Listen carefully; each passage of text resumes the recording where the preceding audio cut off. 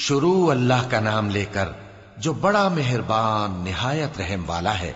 حامیم، یہ کتاب رحمان الرحیم کی طرف سے اتری ہے، ایسی کتاب جس کی آیتیں جدا جدا بیان کی گئی ہیں، یعنی قرآن عربی، ان لوگوں کے لیے جو سمجھ رکھتے ہیں، جو بشارت بھی سناتا ہے اور خوف بھی دلاتا ہے، لیکن ان میں سے اکثر نے منہ پھیر لیا اور وہ سنتے ہی نہیں، اور کہنے لگے کہ جس چیز کی طرف تم ہمیں بلاتے ہو اس کی طرف سے ہمارے دل پردوں میں ہیں، اور ہمارے کانوں میں بوجھ یعنی بہرا پن ہے، اور ہمارے اور تمہارے درمیان ایک پردہ ہے، تو تم اپنا کام کرو، ہم اپنا کام کرتے ہیں۔ کہہ دو کہ میں بھی آدمی ہوں جیسے تم، ہاں مجھ پر یہ وحی آتی ہے کہ تمہارا معبود ایک ہی معبود ہے، تو سیدھے اسی کی طرف متوجہ رہو اور اسی سے مغفرت مانگو۔ اور مشرکوں پر افسوس ہے جو زکوٰۃ نہیں دیتے اور وہ آخرت کے بھی منکر ہیں۔ جو لوگ ایمان لائے اور عمل نیک کرتے رہے ان کے لیے ایسا ثواب ہے جو ختم ہی نہ ہو۔ کہو کیا تم اس ذات کا انکار کرتے ہو جس نے زمین کو 2 دن میں پیدا کیا اور بتوں کو اس کا مد مقابل بناتے ہو؟ وہی تو تمام جہانوں کا مالک ہے، اور اسی نے زمین میں اس کے اوپر پہاڑ بنائے اور زمین میں برکت رکھی اور اس میں سامان معیشت مقرر کیا، سب 4 دن میں، اور تمام طلبگاروں کے لیے یکساں۔ پھر وہ آسمان کی طرف متوجہ ہوا جبکہ وہ دھواں تھا، تو اس نے اس سے اور زمین سے فرمایا کہ دونوں آؤ، خواہ خوشی سے خواہ ناخوشی سے۔ انہوں نے کہا کہ ہم خوشی سے آتے ہیں۔ پھر اس نے 2 دن میں 7 آسمان بنائے اور ہر آسمان میں اس کے کام کا حکم بھیجا، اور ہم نے آسمان دنیا کو چراغوں یعنی ستاروں سے سجایا اور شیطانوں سے محفوظ رکھا۔ یہ اسی زبردست باخبر کے مقرر کیے ہوئے اندازے ہیں۔ پھر اگر یہ منہ پھیر لیں تو کہہ دو کہ میں تم کو ایسی چنگھاڑ کے عذاب سے آگاہ کرتا ہوں جیسے عاد اور سمود پر چنگھاڑ کا عذاب آیا تھا، جب ان کے پاس پیغمبر ان کے آگے اور پیچھے سے آئے کہ اللہ کے سوا کسی کی عبادت نہ کرو، تو وہ کہنے لگے کہ اگر ہمارا پروردگار چاہتا تو فرشتے اتار دیتا، سو جو تم دے کر بھیجے گئے ہو ہم اس کو نہیں مانتے۔ اب جو عاد والے تھے وہ ناحق ملک میں تکبر کرنے لگے اور کہنے لگے کہ ہم سے بڑھ کر قوت میں کون ہے؟ کیا انہوں نے نہیں دیکھا کہ اللہ جس نے ان کو پیدا کیا وہ ان سے قوت میں بہت بڑھ کر ہے، اور وہ ہماری آیتوں سے انکار کرتے رہے۔ تو ہم نے بھی ان پر نحوست کے دنوں میں زور کی آندھی چلائی تاکہ ان کو دنیا کی زندگی میں ذلت کے عذاب کا مزہ چکھا دیں، اور آخرت کا عذاب تو بہت ہی ذلیل کرنے والا ہے، اور اس روز ان کو مدد بھی نہ ملے گی۔ اور جو سمود والے تھے ان کو ہم نے سیدھا رستہ دکھا دیا تھا، مگر انہوں نے ہدایت کے مقابلے میں اندھا رہنا پسند کیا، تو ان کے اعمال کی سزا میں ذلت کے عذاب کی کڑک نے ان کو آ پکڑا۔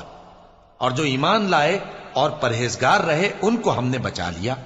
اور جس دن اللہ کے دشمن دوزخ کی طرف اکٹھے کیے جائیں گے پھر ان کی الگ الگ جماعتیں بنائی جائیں گی، یہاں تک کہ جب دوزخ کے پاس پہنچ جائیں گے تو ان کے کان اور آنکھیں اور کھالیں یعنی دوسرے اعضاء ان کے خلاف ان کے اعمال کی شہادت دیں گے، اور وہ اپنی کھالوں یعنی اعضاء سے کہیں گے کہ تم نے ہمارے خلاف کیوں شہادت دی؟ وہ کہیں گی کہ جس اللہ نے سب چیزوں کو نطق بخشا اسی نے ہم کو بھی گویائی دی، اور اسی نے تم کو پہلی بار پیدا کیا تھا اور اسی کی طرف تم لوٹائے جا رہے ہو۔ اور تم اس بات کے خوف سے تو پردہ نہیں کرتے تھے کہ تمہارے کان اور تمہاری آنکھیں اور کھالیں تمہارے خلاف شہادت دیں گی، بلکہ تم یہ خیال کرتے تھے کہ اللہ کو تمہارے بہت سے اعمال کی خبر ہی نہیں، اور اسی خیال نے جو تم اپنے پروردگار کے بارے میں رکھتے تھے تم کو ہلاک کر دیا اور تم خسارہ پانے والوں میں ہو گئے۔ اب اگر یہ صبر کریں گے تو بھی ان کا ٹھکانہ دوزخ ہی ہے، اور اگر توبہ کریں گے تو ان کی توبہ قبول نہیں کی جائے گی۔ اور ہم نے ان کے ایسے ساتھی بنائے جنہوں نے ان کے اگلے اور پچھلے اعمال ان کو عمدہ کر دکھائے تھے، اور جنات اور انسانوں کی جماعتیں جو ان سے پہلے گزر چکی ان پر بھی اللہ کے عذاب کا وعدہ پورا ہو گیا۔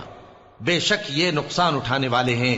اور کافر کہنے لگے کہ اس قرآن کو سنا ہی نہ کرو، اور جب پڑھنے لگے تو شور مچا دیا کرو تاکہ تم غالب رہو۔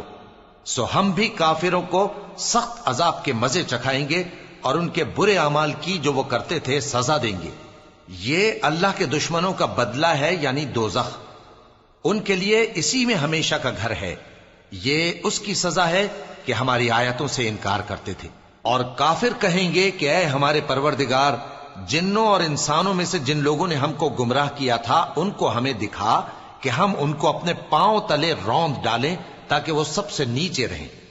جن لوگوں نے کہا کہ ہمارا پروردگار اللہ ہے، پھر وہ اس پر قائم رہے، ان پر فرشتے اتریں گے اور کہیں گے کہ نہ خوف کرو اور نہ غمناک ہو، اور بہشت کی جس کا تم سے وعدہ کیا جاتا ہے خوشی مناؤ۔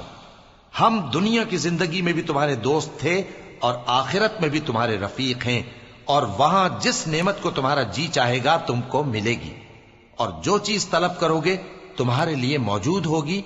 یہ بخشنے والے مہربان کی طرف سے مہمانی ہے۔ اور اس شخص سے بڑھ کر بات کا اچھا کون ہو سکتا ہے جو اللہ کی طرف بلائے اور عمل نیک کرے اور کہے کہ میں مسلمان ہوں۔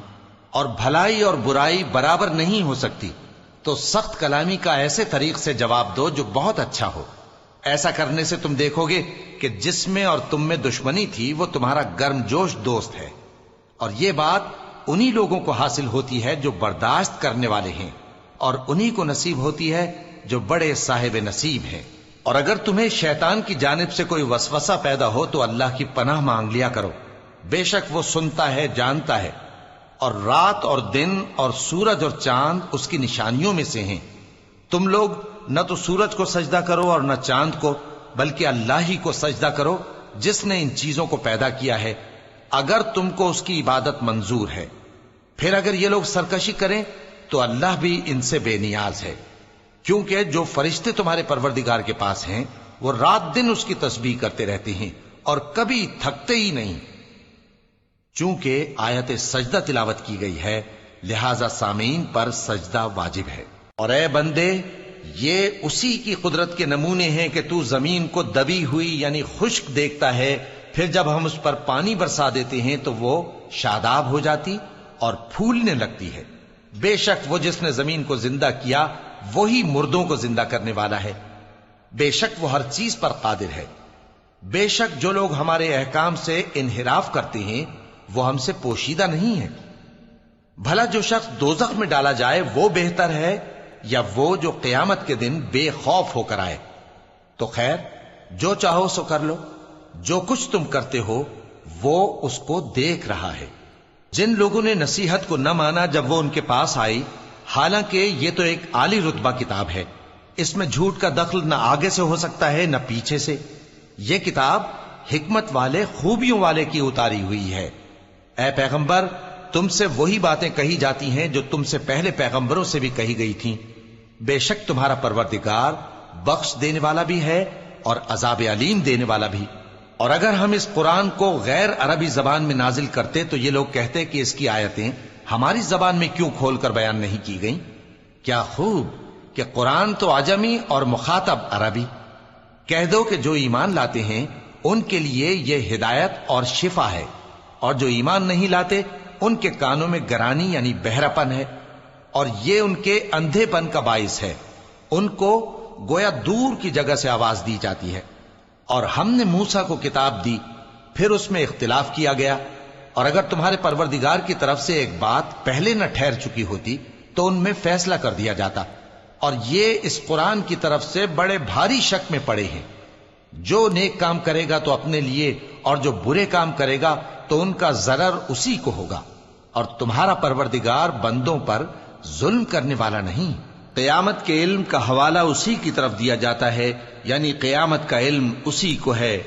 اور نہ تو پھل غلافوں سے نکلتے ہیں اور نہ کوئی مادہ حاملہ ہوتی ہے اور نہ جنتی ہے مگر اس کے علم سے۔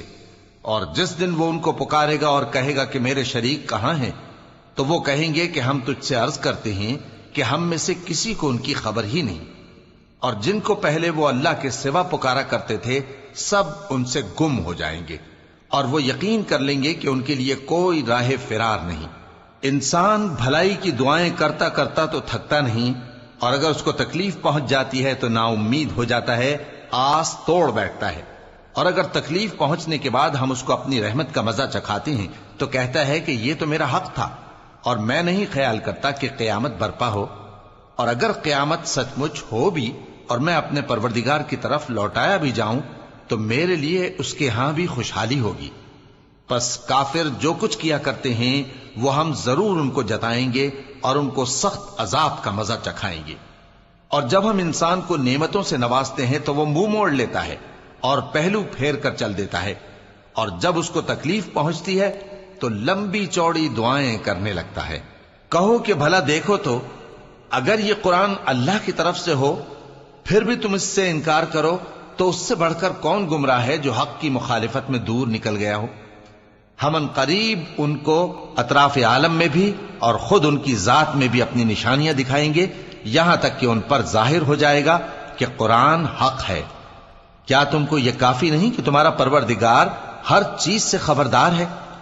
دیکھو یہ اپنے پروردگار کے روبرو حاضر ہونے سے شک میں ہیں، سن رکھو کہ وہ ہر چیز کا احاطہ کیے ہوئے ہے۔